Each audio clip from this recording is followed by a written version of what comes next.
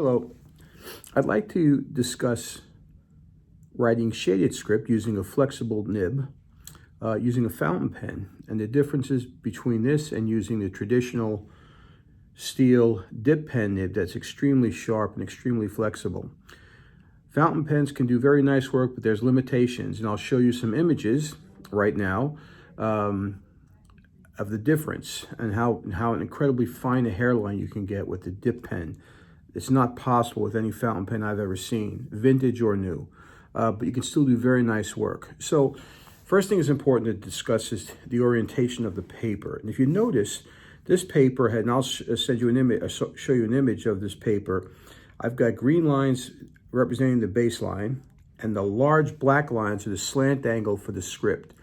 Typically, in script in the copperplate style, or even Spencerian, you're in about a 50-55 degree range of slant to the letter. That gives it a beautiful appearance. Now, do you have to do that? No. If you want to write your letters completely vertical, that's up to you. But for this type of script I'm known for, which is called engrosser script, it's a form of copperplate script, there is a definitive slant angle. Now, is the actual slant as important as the consistency? No. Some folks like to keep it at 50, 55, or even more extreme, but just be consistent when you do it. So this black line represents my desire for the slant of my script. So if you notice right now, the paper is perpendicular to my chest. And if I was to sort of write this way, using my fountain pen here, my Montblanc calligraphy pen, it's an awkward place for me to put a shade because my pen, long angle of my pen, the long axis of my pen, is not in line with this black slant angle. So at its best, for those who want to do this, what you do is you lift your hand up, rotate the paper. So now the pen long axis is right in line with that black slant angle. Why is this important? Because now I've posted an image to illustrate this, which I'll duplicate in the video here. If you don't do that and you're a right-handed calligrapher and you try to get this kind of slant angle, the right nib time will drag across the paper. Now with steel pens, not stainless steel, steel pens, the problem is that would give a jagged edge on the right side of the shade. With the, you don't really see that much with fountain pens when they do this. However, you can sort of prematurely wear out the nib on one time or damage the point because it's not used to flexing, it's going across the surface. It just feels like the pen scratching. So let me go ahead and show you what I mean. This is the, again, Montblanc 149 calligraphy nib. So I am now taking the paper and putting it at the angle that accommodates my natural grip. And so if you look at this, the paper now, let me come it down here. So look at this now, my pen is now in line, my stroke is now in line with that. So in order to get a shaded stroke, it's a downstroke with pressure.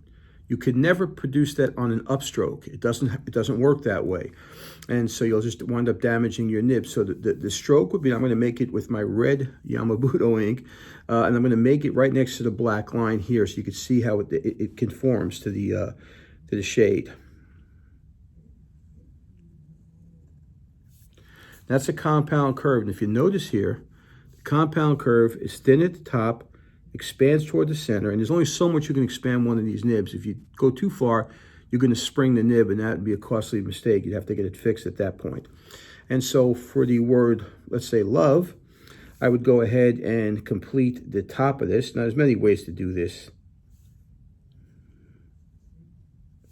And then finally down here, come around, and then finish with the, now again, I'm still trying to get my stroke to be in line with that slant angle. So here's the O, shaded,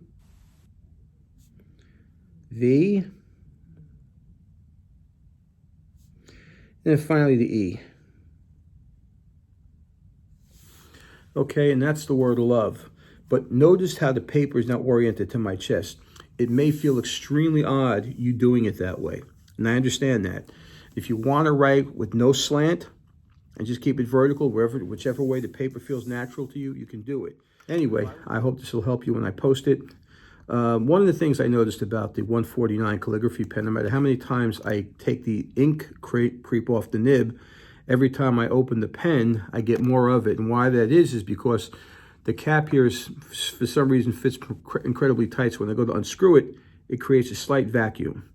And that creates the ink. It's even more ink on the pen now. So I tend to clean that off with a little cotton swab. Anyway, hope you found that helpful. And again, if you don't want to angle the paper, that's perfectly fine. Bye-bye.